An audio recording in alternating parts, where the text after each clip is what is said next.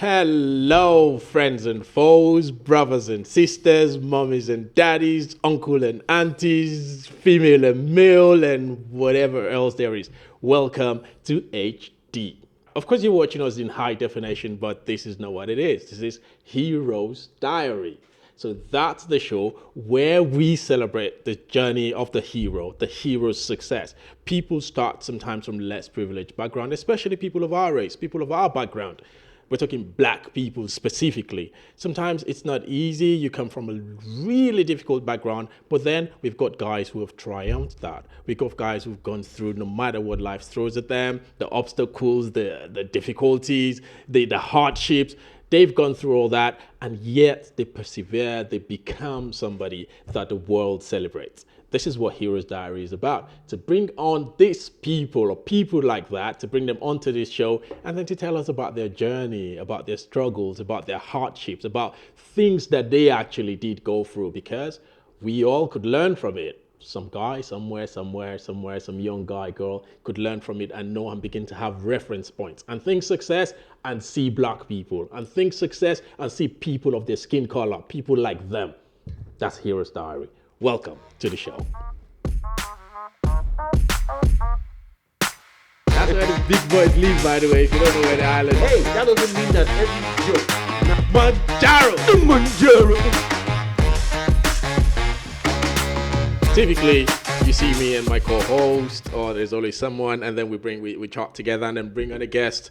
We try and talk to the guests and then try and get everything they can out of them to give us the idea of their own version of the hero's journey. Now, today it's different. It's slightly different. You know, we're going on a one-on-one thing. It's one-on-one. So I'm drilling down to this gentleman. Like I said, someone who's gone from A to something really significant. They've done really good for themselves. He's an actor. This guy, I feel, in my opinion, I'm Nigerian, so we're celebrating in a way. We're going back to the Nollywood, which is Nigerian film industry. So this particular guy, in my opinion, is one of the under-celebrated artists. You know, like the level of talent, the level of exposure, the level of interpretation that this guy brings to his work. I feel he deserves way. If you only have a few minutes left to live, what would you do? Our determination to survive can often be outweighed by our...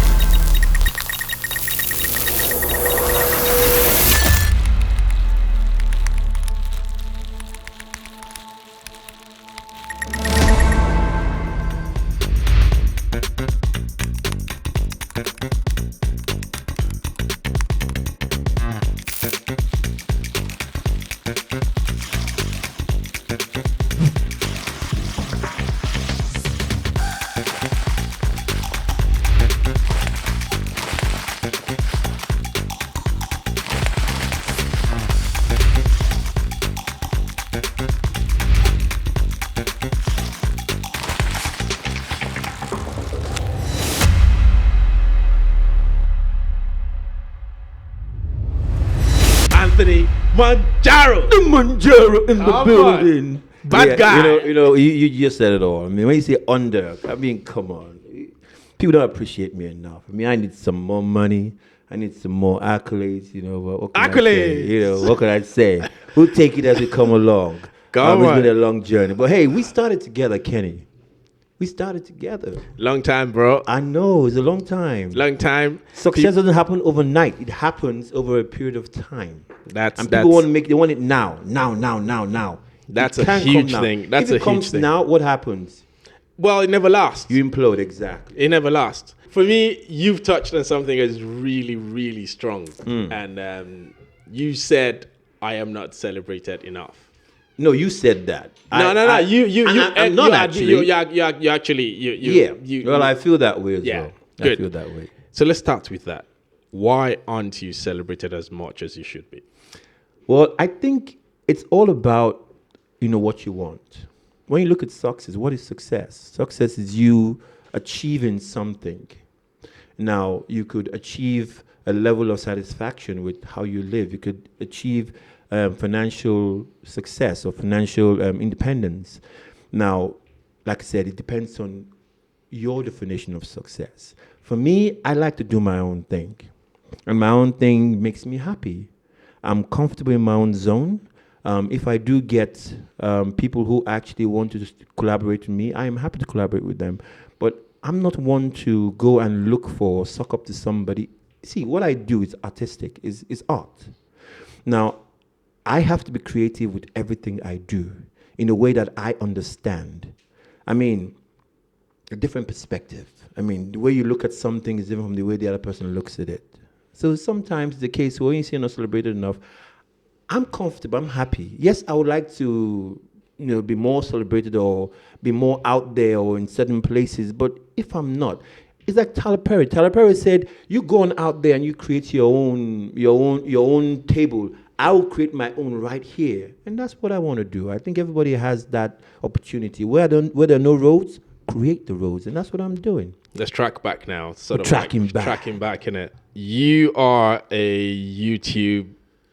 I don't want to say YouTuber, a YouTube hero. Oh, no, not yet. I'm Wait, just starting out. yeah. And I'm finding what it is I want to do. Yeah. And I think I've got some few ideas I want to play with. So Yeah. I'm really not a YouTuber yet. Okay. Until I actually get my grind and get an audience to a certain amount of people, I wouldn't call myself a YouTuber. I would call myself a filmmaker, yes. cool. But I won't say a YouTuber yet. Okay. But I have a YouTube channel. That's it. That's what I'm trying to You say. can call me a YouTuber, then that's the case. Okay, you are a YouTube channel owner. There you go. You can put it that way. All right, brilliant. I wasn't even going down that route per se. I was just But I going to just say, want to clear that so yeah. at least people understand that it doesn't happen overnight. Yeah. I intend to actually grind that. I was going to say SHIT, but I don't know if the language here is appropriate. But anyway, I'm going to grind that until it comes together. Listen, everything.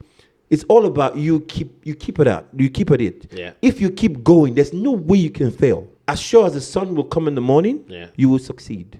And I'm going to keep going until that SHIT blows. Ain't it? And it takes one to blow it. So. Awesome. Yeah. Nah, amazing, man. Love your spirit. I mean, that's one thing that's always encouraged me, and that's one thing that's always inspired me by yourself. It's your attitude, your spirit, and your kind of like self-belief and confidence and stuff like that. But why I talked about the YouTube thing is, so I watched an episode of your YouTube video, which will probably scroll on TV now. And you had an episode with your dad. Come on. Papa Bear. Daddy's boy. Is that what you are? I don't know about that. I mean, it's only son, so Yeah? Yeah. All right, cool. So you had an episode with your dad, and it was very intimate. For me, it was one of the best YouTube, your series on YouTube was one of the best episodes. Wow. I could feel the father-son And he didn't want to do it, but I forced him. We're glad he did it. Glad he did it. It was a nice experience, yourself and your dad. Yeah. However, it would be nice to know, how did your journey start? Given the inspiration of your dad, how did he start, and what influence did the father figure? Because I believe that's a very important thing, especially within the Black community. Father figure, having Important, that, how did that impact your beginning? Now, for starters, my father started out in the UK as a photographer. He actually is a photographer. And he studied marketing when he came down here. So somewhere along the line, I kind of caught the bug of the art. And I wanted to be an actor, and I wanted to be a filmmaker, a writer as well. And somewhere along the line, I don't know why I give my father the impression I wanted to become a doctor. And he was supporting me. When you get physics, biology, chemistry, maths, you can, the door is open to anything. So you wanted to be a doctor? No, I didn't. But I told him I wanted to become a doctor, because it's like every father who's proud of his kid, is either a doctor, lawyer, engineer. But that wasn't what I wanted to do. So each time when I'm outside reading, I'm not really reading, I'm writing a script. Wow. Okay. Exactly. So my book was here, and underneath it was script writing. Anyway, fast forward me going to London, I did exactly what I wanted to do, which was multimedia and film production. And I studied drama, a 2 years course in drama before the degree itself. I would never have gone to university if it hadn't been for the fact that I was doing something I loved doing. Yeah. If it wasn't that, there was no way I was going to go to university. So how did your dad influence that? First of all, was your dad born here? in the My UK? dad, no, he was born in Nigeria. How did he get to the UK? He came here to study Wait, as a student. you were born in the UK. I was born in the UK. So how did your dad tell us about No, that? my dad came here. My dad came here in the 70s, and then he came down to study, and then he had myself, my sister. My elder sister was born in Nigeria, but my immediate older sister and myself were born in the UK here. So we kind of lived here and went back to Nigeria, and life started from there. Fast forward to my success itself, since this is about Hero's Diary. It's a case where my father is, like I said, he supported me with whatever I wanted to do, and I always told him he was always my counsel. Where if I needed to do anything, it was him I would take my ideas to, and he would advise me. Right. I wouldn't take it most of the time, but I find out that most of the advice he gave me, if I'd taken it, I'd have followed the shorter path to where I was going to. So you were stubborn. I was stubborn Bad boy. because I believed Stubborn I knew what I was doing. But sometimes you gotta learn from experience, and people who actually have experience will give you their own 2 cents on what it is they've done to actually get to where they are. Now, I did so many things to get to where I am. In other words, I said I will work. After working, I'll get enough money. I'll save up enough money. I'll be able to sit back and work as an actor. The plan C was being an actor. Plan A was work. Plan B was, okay, track back. The reason why I actually studied multimedia and film production was because I wanted to be able to create work for myself. So I was trying to save up money. But I believe if you have plan A, plan B, and a plan C, plan A, B distracts you from plan C. So how about you have one plan, Right. plan A, and grind on that art itself. On that art itself. And I did that much later, which kind of, I'm doing what I love now. I could be on set the longest I've been on set was 2 days straight. We're working, and I didn't feel it. Well, what do you mean the longest you've been on set? I have been on set as I went to work in the morning, and I didn't come back until 2 days later. Right. We were working because we're going to lose the place in 48 2 hours years. straight Exactly. up. We're going to lose the place in 2 days, and we had to work through the night, through the day to finish 32 scenes. Now, that's how much I love my job. Now, when I was working here, I worked for NSPCC. Right. Every time I went to work, I look at my watch. 9:05. It would take like forever. I look at my watch again. 9:10. It was crawling.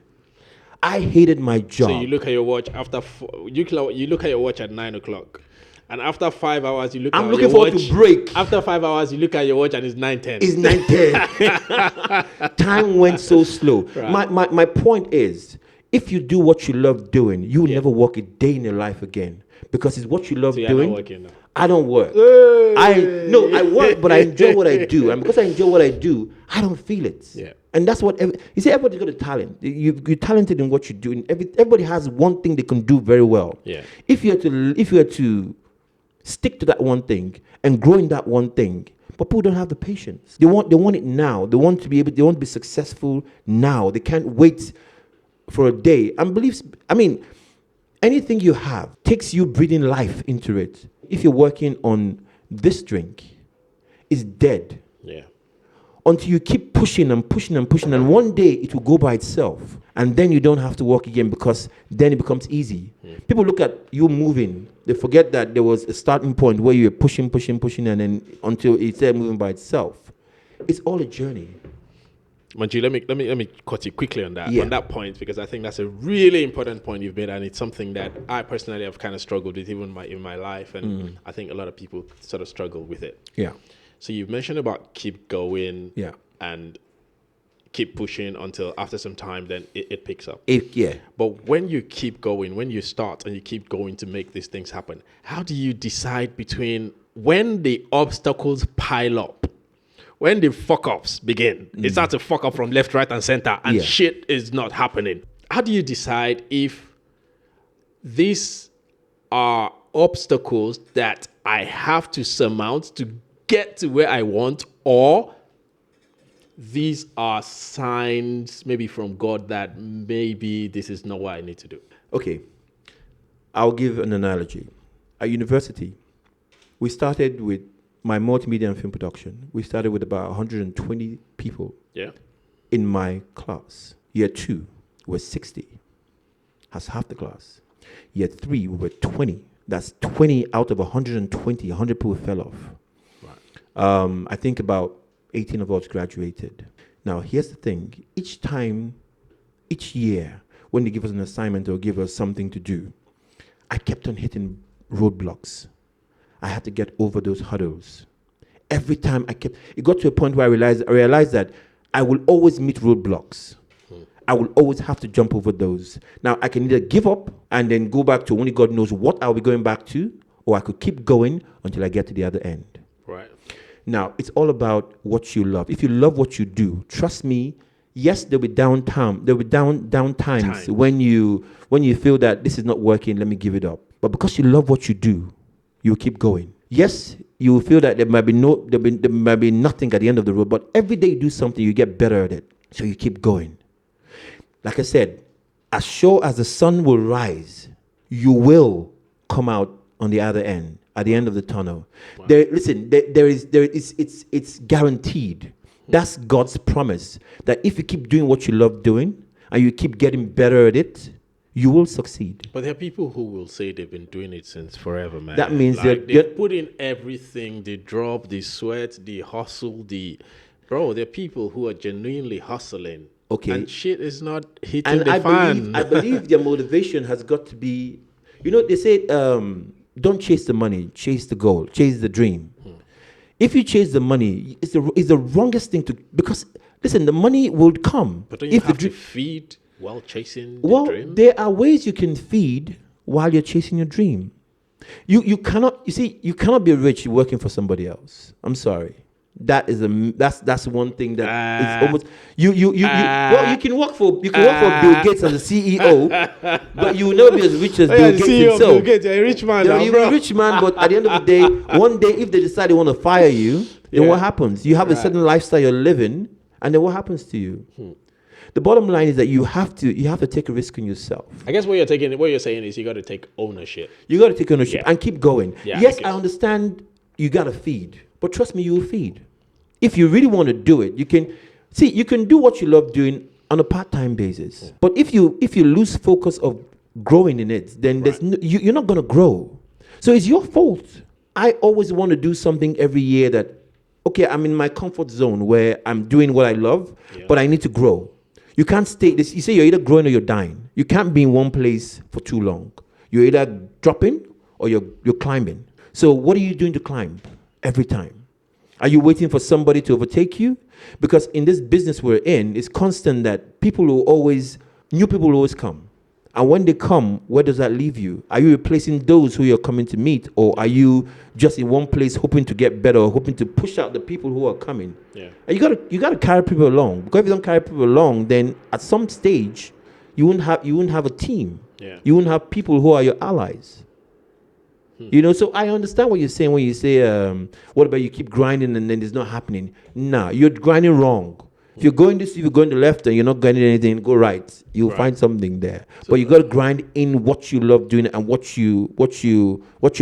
your heart is. So how do you find that? Because I tell you what, that's one question that pesters a lot of people, especially young people whom, to a large extent, we're having all these conversations for, so that they can learn from their heroes how they maneuver that arc, from here to there. How do you find what you love? How do you find your passion when you don't know what it is? No, you got to know what your passion is. You got to know what you love doing and what you're very good at. I mean, start with, what's that one thing? And I would say find yourself. Know who you are first. How do you do that? Well, that's one thing. People don't know themselves. You got to sit down one day, spend probably like a week knowing who you are, knowing who your family is, know who your friends are, knowing what influences your environment, what influences you. You got to understand these factors to be able to know where you're going to go in life. People tend to just jump in a car and drive and not know where they're going to. You got to have a home. So when you're going, you know where home is. And people tend to just drive and not know where they're going to. The problem with young people is that they want it now. And that's the big problem. You can't have it now. The whole point of you growing up as a kid, you go to school, you go to kindergarten, you go to primary school, you go to secondary school, and then you go to university. Yeah. That's probably 21 to 24 years of your life. Why don't you go work when you're 10? I mean, 10 years is enough time, enough experience in life. So why don't you go work? But you need time to actually groom yourself, grow yourself into a place where you're ready for life. Life is hard. When I look back now, I look back and want to go back to the days where I was living in my father's house. It can happen, but I mean, I'm living in my father's house now, but but I'm visiting. You forgot to move out. I'm visiting. I have my own big house in Lagos. I got a house here too. What part of Lagos? You know? What part of Lagos? Huh? What part of Lagos? I live on the island, bro. Come on now. You know? That's where the big boys live, by the way. If you don't know where the island is, the island is where When you the hear the island, where the men roll. The island, there are plenty places. There's Come Aja. on, yeah.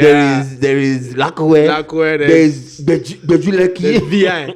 There's There's Ikoyi. VI. There's Ikoyi. So which of the two do you live, VI or But Ikoyi? you want people to come and visit me? No, I'm not telling you that one. All right, cool. I mean, now that you've mentioned Lagos and all that, let's go back home because you're Nigerian, I'm Nigerian. We gotta push to see how things are going on from there. Yeah. Especially talking from a Nollywood perspective. Yeah.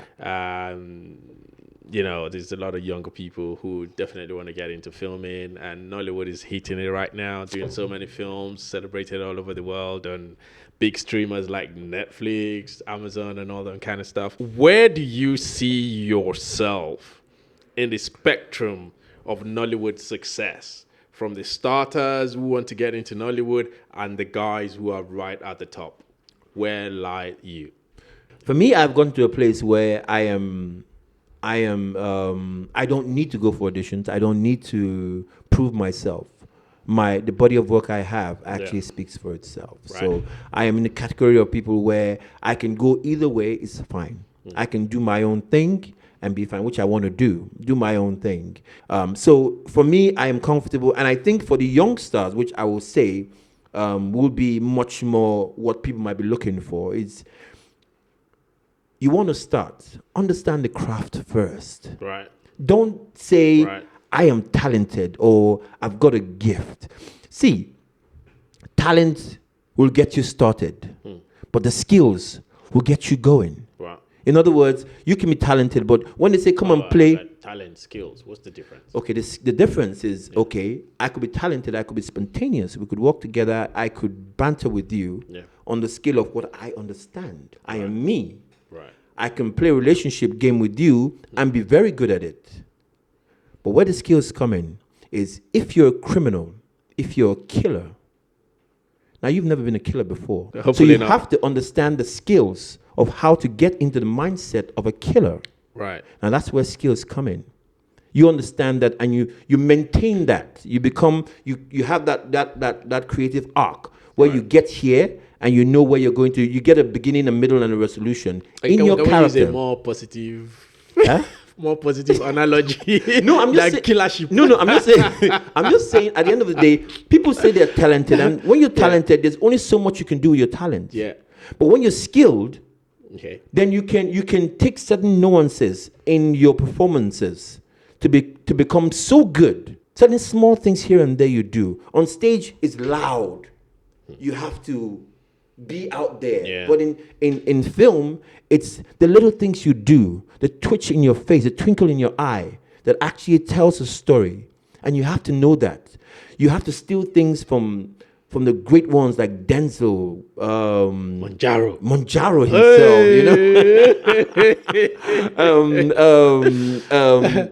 Al Jackson, all of them. All this. You got to watch them. You got to study these people and pick out some few things here and there to make yourself, stand out. Not what works for you might work for me. Yeah. You got to find out what works for you and use that.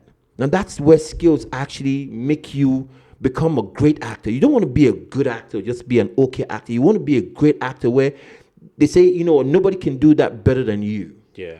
So that you starting to understand the craft first is key. Honing your craft. Development. And you're not going training. To grow. You're not going to be great from the beginning. Right. You could be great at that beginning in your own scheme of things. That level. Yes. You might think you're the ish. But trust me, there is more to your ish. You're not ish yet. You got to grow from there. And as you grow, you become, just keep grinding and keep honing in your skill. You become, and the more, there's no such thing as perfection. Okay. You can only, you can beat your perfection. Yeah. You're only as good as your last gig. If somebody says, you're a great actor. I want to see the last film you've done. I want to see what you've done with the last film. I'm not interested in what you did 10 years ago. I'm not interested in you did a film that actually was a box office film 10 years ago. So you want to be the best that you can be, and the only way you can be the best that you can be is by doing it over and over again and growing in where you are. Amazing stuff. Still sticking by Nollywood, and I'm glad you've talked about honing your craft, which is actually a really, really big deal, especially for younger people, because like I said, we're in the social media age, we're in the digital age now. Everybody wants it now. People just want stuff like, everything is fast. It's got to be fast food, fast this, fast that. Yeah, go on. I actually get people up who are telling me, Monjaro, please give me a chance. I can prove to you that I'm a great actor. I said, what are you calling me for? Look, you're a good actor. Then prove to the world you're a great actor. Then the world will come looking for you. You see, this thing, this is the magic. Anybody can tell a story. If you can tell a story with your phone. A lot of YouTubers, a lot of skit makers are getting paid. Are you angry about that? I'm not angry. But you see, there's only so much you can do. Those are people who, and I don't beef them. I just look at it. You go for somebody who you're riding on the fame of what they've actually done. Right. There's only so much you can actually get out of that. After a while, it becomes old. Nobody wants to see that again. Right. You have to, if you want to go down the path of being an actor, try to get a bit of training.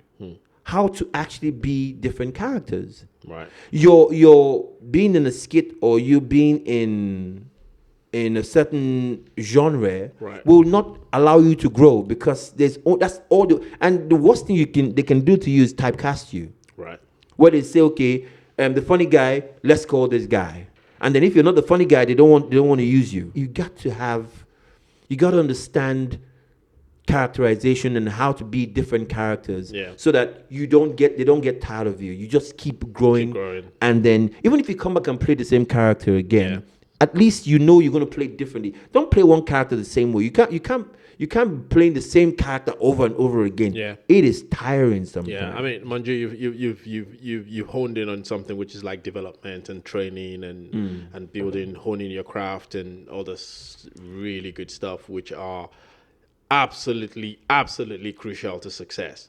However, if I ask you now, so we're talking Nollywood, which is your terrain pretty much. So the guys at the top of Nollywood, perhaps yourselves and your colleagues, your successful colleagues, you know what I mean? Are they the best in the game? Well, everybody will say that. Considering craft that you've talked about, training and all that, are there other stuff? Well, you see, listen, like I said, you could watch somebody, you could watch a main actor in a film and he's wonderful, he's amazing. Right. And you could watch that same actor in another film and you say, it's okay. And you could watch him in another film and you say, that was terrible. Right. Now, the whole point of that is that you have not prepared. And if you have not prepared, then you will mess up, So the question being that, do I see? No, I mean, like, who are, there are guys here and there are guys at the top. Yeah. Like, what puts them there? Why are they the best? It's the body of work. It's the body of work and the fans. You do good work, the fans will patronize you and they'll want to see more of you and they'll want to watch anything that you're in. So are you saying that if we call, say, for example, 5 top guys in Nollywood now based on perception, based on popularity, are they actually the 5, you would say, in your opinion, the 5 best guys? In other words, you're saying are people underrated? Yes.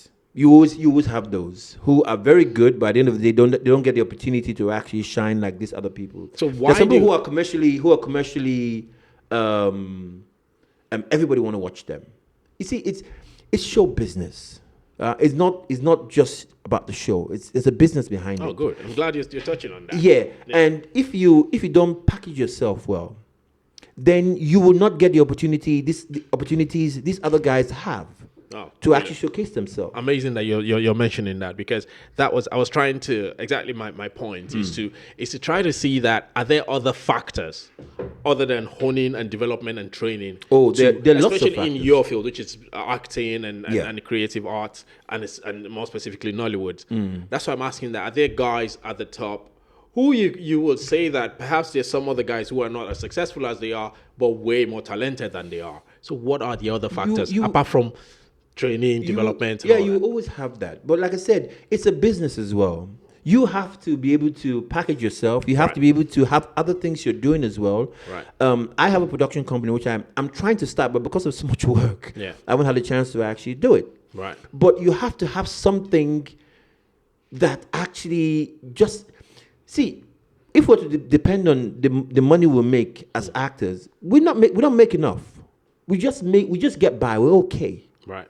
We're okay. And like I said, somebody who owns a football team and somebody who plays for a football team, it's not the same. Right. The guy who owns the football, he pays the guy who owns the football team and makes a lot more money than him. Yeah. And if he spends his money carelessly, he will lose it all. But the man who owns the team will constantly be fed. He will always have money coming in. Right. What do you want to be? It depends on the person. If you want to be an actor, then how do you package yourself in a way that, and it's not down to you as well. You could package yourself all you want. Right. They might not want you. Sometimes what people want, they want somebody who's already completely successful, where they say, okay, fine, this person is successful. We want to use them. They will give us numbers, and numbers equals money or equals them getting paid. So it might take a while before you get an opportunity to actually get to a point where they see you as making numbers. Now, in the process of you not getting the opportunity to actually showcase yourself, what do? You just sit back and wait and then try and hope that you get the opportunity, or do you actually do something else? And why I mentioned the YouTubers and the rest, they are great because they are telling stories. They're telling stories that actually appealing to a wider audience. Right. Do that. YouTube pays money. You could be a one-man band and still make money. I know a lot of people who actually just do YouTube for a living and they're making money.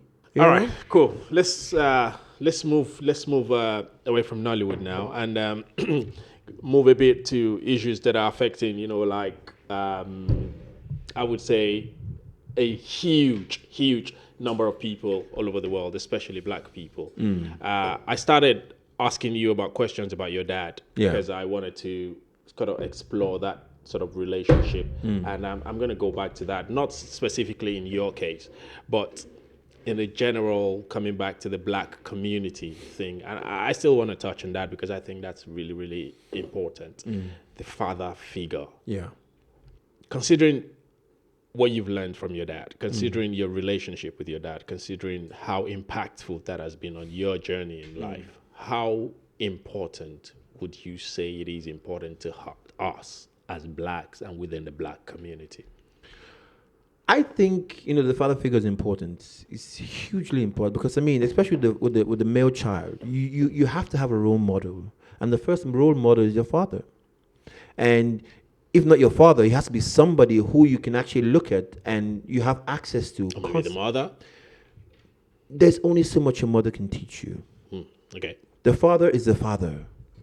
How can you expatiate on that so that we understand what you're saying? Because I know this is a bit sensitive now because it goes a bit into sexism and all this kind of stuff. I'm trying to not touch in the case where the mother is not I'm trying to downplay her own role. She has a role in the family, but the father, I just feel you need to have somebody to look up to who's a male figure. The father and the mother, they've got different roles. And if you, I don't know how to express this. What are the different roles? Like, how are they different? Like the roles, father and mother, and we're in a very civilized society right now. Yeah. And I know that obviously you're coming from a Nigerian African perspective, but in a modern society as we are in the Western world, in the UK, in America, and all these places, how do you define these roles?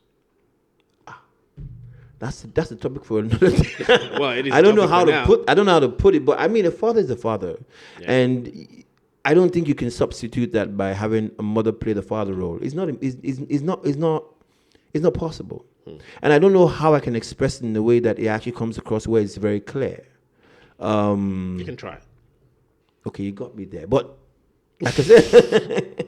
No. It's important for us. It's important. It is really important for us. I wish I as can a actually community. I wish I can actually express it in a way that it actually comes across or comes out in a way that. Okay, let me help you here. Yes, help me out. Let me here. help you here. Okay. So essentially, what I'm trying to drive at is in a way where it can help young black people, especially young black men. Yeah. So, mate, to be a bit more specific, that's helping me, right? The impact, the impact of having that father figure. Yeah. I know that it's important. I just want us to touch on it. Okay. To actually really. All right. Let me go a bit rough or a bit rugged. Yeah. Now, where a father will come in and say, the guy punches you, go back there, you go and punch him, we don't come back in here until you've made sure you put him down. Punch everything. No. I'm just giving an example of what a mother will say. No, she'll go and fight for you. Right. That shouldn't be the case. Right. A father should be able to tell a child, teach a child to actually be a man. Right. And you can't teach a man to be a man if you're not a man. A woman is a woman, and you can see your own father, but your father won't treat you like a man, will treat you like a girl. Now, the way a father will treat a boy will be different from the way the father will treat a child, a daughter. You've got boys and you've got girls. I've got both. Now, your son, you treat him the same way you treat your daughters. All right, you got me there too. No. No. I mean, typically for me, are you hard on him? No. I just believe that. Yeah, they're different. They're different. No, but are you hard on your son? Am I hard on my son? Yeah, compared to your daughters. I try to be hard on my children as much as I can. Yeah. Without getting on their rights and who they are.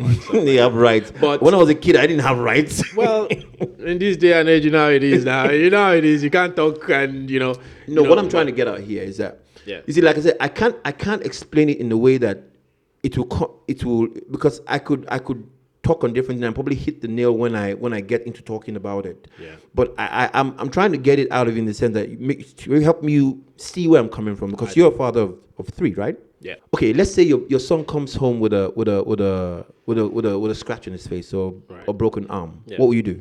I guess I obviously want to know what happened first, and usually in what happens, you want to see that he tried his best to obviously. Okay, that's fine. That's enough. Yeah. Now flip that to your daughter. Okay, I think I see where you're coming from. You see what I'm saying? So the guy intuitively, yeah, you tend to be a bit more protective toward the female child. The male. Yeah. Now the way you intuitively, the way you handled your son, or the way my father handled me, was different from the way he handled my sisters. Okay. Because it's more of a case where you are meant to take care of your sisters. Yeah. Now I've got 2 older sisters. Right. I protect them. Right. Because I learned from my father to protect my sisters. Right. I'm his only son. Right. But I will go out of my way to make, if I've got to fight. I mean, there was one time my older sister, we had a small squabble when my mother was going back to Nigeria. Yeah. Just before we were going to the airport. And we got to the airport and this guy pushed my sister. And without thinking, I rammed this guy. Now, bear this in mind, we had a squabble and I wasn't talking to her. But yet instinctively, I rushed this guy because he actually pushed my sister. Now, I've been built to actually protect my sister. I've been built to actually, do certain things to make sure they are okay. So you see where I'm coming from? I don't know how to put it in words to be able to express how differently I was brought up from how my sisters were brought up. Yeah. Yeah. So it's kind of, like I say, it's a topic for another day where we can have certain areas where we touch on and then we can actually build up from that. Yes. Yeah. But I think the male child needs his father to be able to teach him how to become a man. A man. Yeah. And I think the key thing there is how to become a man. Right. Because a woman can't teach you that. A mother. You see, I think Denzel said. He said, a son, especially the first child, is a mother's last love. While the father is the first love, but the last love is the mother. Right. And the son's first love is his mother, and the mother's last love is the son. That's a bit of. You got to think about that to actually, to get it. I thought about it. You got to think about it to get it. So you will get it when you think about it. You get it. Right, Maji, listen. You want to be an actor, not necessarily a Nollywood actor, but let's just start from being an actor first. People keep calling that Nollywood actor. I'm exactly. an actor. You're an actor. Exactly. That's what's important. I just happen to be in Nollywood. You're an actor who was born in Britain. Yeah. why did you move to Nigeria? Why didn't you try to be an actor here in UK? Why didn't you want to be on like big Broadway or BBC or go to Hollywood and stuff like so many black UK guys are doing, British guys are doing now? I was actually an actor here for a while before I went to Nigeria. A film, The Last Flight to Abuja, took me to Nigeria. Right. And I felt it was a time, I loved Nigerian films at that time. I loved those genre of stories they were telling. Yeah. They were poorly done at that time, but it was at an era where the production value was actually getting better. Right. And I felt the best time to actually go and actually be a part of it was now when it was growing, to grow with it. Right. And I thought, when I look back now, I think I made a pretty smart move going back at the time I went back. Yeah. I mean, there is UK. I'm on Spotlight. Right. I've got my British equity card here to be able to work here. If I want to work here, it's a matter of coming back here, and then being an actor. But do you find it's easier to establish yourself, to break into Nollywood, establish yourself as an actor, or if you were here in the UK? If you're moving back to Nigeria. No, I mean, is it easier as an actor going to as a Nigerian actor that you are going to Nigeria and trying to make it there, or is it easier in the UK? If you're coming from the UK going to Nigeria, you have a leg up. Right. And if you're a professional actor and you're a good actor, then you have 2 legs up. Right. Okay. But it's a matter of you getting there and speaking to the right people. But what challenges are on the UK side? On the UK side, there are not enough roles for black actors. Right. You have productions going on, but how many black people do you see in the production? Right. Not that many. Right. In America, it's a continent. Right. So it's easier for you. It's not easier, but when you go there, you stand a decent enough chance to actually get a role. Right. And then grow from there. Now, you're not gonna. I won't say you're not going to, but you might not be as big as Idris Elba or David Oyelowo or Chiwetel Ejiofor, but you will get somewhere. Yeah. You know, but if you're going to start from here, my agent was telling me, Tony, you need to go to America. And I said, did you just wake up and you saw my name in the clouds or something? You need to go to America and do, or just go there and go and wait for a role or something. So in essence, as a black actor, as a black British actor, to achieve kind of like a world recognized success, you got to go to America. Yes, because America tends to take you to not just America, which is a continent, but it takes you to other countries as well. If you're big in America, you're almost big in the world because everybody looks to America for the art. And funny enough, the best films are not made in America. They're made in French. They're made in France. They're made in Nigeria. Not necessarily Nollywood. Nigeria. No, they're made in France. They're made in the UK here. Right. When you watch a British film, it is rich in storytelling. It's rich in almost everything. Right.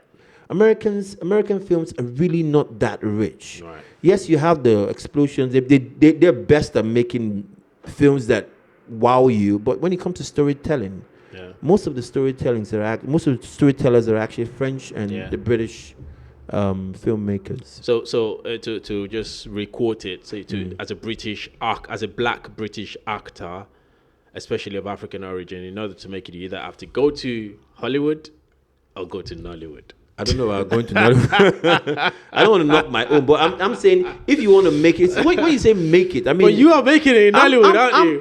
You're one of the biggest Nollywood stars, man. I feel I'm successful in my own zone in Nollywood, right. And I intend to actually grow from there to something else. And actually, if I'm going to do something in America, like what Tyler Perry said, you can go out there and make your own table. Yeah. I'm going to prepare my own table here. Do your own thing. Okay, I mean, cool. If I go to America tomorrow, I don't think I'll be looking to Hollywood to actually make me. I mean, it's just about doing your thing. Do your own thing. Believe in your thing. Believe in your concept. Believe in your idea. Exactly. And then hope that a big studio actually picks it up. Okay, cool. Let's round up now on something that's a bit touching. Don't talk about marriage here because... But G... You know the joke. Everybody has asked me about that, and I will keep saying the same thing over and over again. Why are you not married? Eh? Wait. Let me qualify or quantify or qualify that question. Right? I mean, there's nothing wrong with not being married. The millions it's not for everybody as well. Exactly. I'm not saying it's not for me, but I'm just saying. So is it for you? Look, marriage. No, wait, is it for you? Can I talk? Is it? Wait, Can wait, I wait, talk? wait. I don't want you to expatiate. Is marriage a thing for you? Yes or no? Yes or no? Yes, it's for me. Okay, good. So why are you not married? Look at the. It's like you took me to the ledge. Look downstairs. Can you? Where are we? On If the you 10th said floor. no, I won't wait. proceed. On the 10th But floor. you said yes. Oh yeah, fly. Fly, jump. No, why am I not married? I have attempted it twice. Why you've been married twice? No, I've attempted. I have been Tried to engaged get twice. Engaged twice. Okay. Yeah, but it didn't work out. Look. I'm not looking anywhere. Okay, I'm hearing. see, okay, understand something. Marriage is something, is for the rest of your life. Mm-hmm. If you marry the wrong partner, you will die young.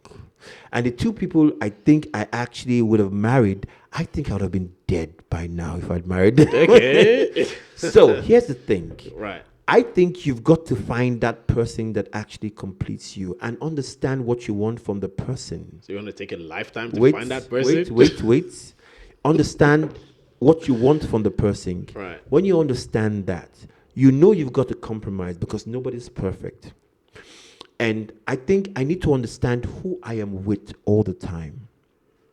So I will take that plunge sometime this year. Yay. I will look for that person. December 31st, 2023. Yes, 23. Come My on. friend Frederick Leonard got married recently as in November. Right. And I made a pledge that in 6 months' time, Yeah. I will be married. Right. Now, I'm sorry, guys. I'm going to extend that 6 months to probably 12 months. But you're not extending December 2030. That's what I'm saying. Yes, so it's now 12 months. Okay, But cool. I want to do it. I want to spend the rest of my life with somebody. Right. I mean, I'll get to an age where I would meet somebody to just be with. I mean, I'm making all this money. What am I going to do with it? Yeah. Just myself? Yeah. I want to share with What are you somebody. looking for? Hey, that doesn't mean that every idiot should now fill my Apply. DM. I'm not looking for Apply. anybody. You're not looking. I'm not looking. So they shouldn't jump I'm on not, your DMs. I'm not single and But searching. what are you looking for, Monjaro? What see, is this woman to you? I want a stress so that we free. know, so that we can start. No, I don't want you to know because everyone will say, "Yeah, I'm that woman." But no, tell us seriously. What's this woman to Look, you? Who is this woman? I want somebody. Tell us who- about that woman. I want somebody who actually understands what I do for a living and accepts that. Right. I want somebody who I could come home to and share, not necessarily share my day or bog them down with what I've done, Yeah. but see how I can contribute and make her life better Right. and how she can actually complement what I do. Right. I need somebody who will not stress my life out. Not somebody who I'll go home to and I'm afraid to go home. Right. I know this is all like almost vague thing, and if that woman was out there, then everybody wants that woman Yeah, too. yeah. But somehow, I think my spirit will connect with that person Right. when I find that person. Okay. And regardless of whether I find that person Louis looking this at you month right now. or in the next probably 6 months, I will find somebody who will have to somehow connect with me. Come on. Yes, I will find that person because I am searching and I'm looking, and when I am very happy with who I have, I would slam that Yeah. mark cool. on them and say that. Monjaro, so talk to that young. I'm not talking boy. to any young anybody. No. I need you to seriously do this. Talk to that young guy or boy or girl who's in whatever part of the world right now, in Africa, in Asia, especially if there are people who look like us, Yeah. that kind of stuff.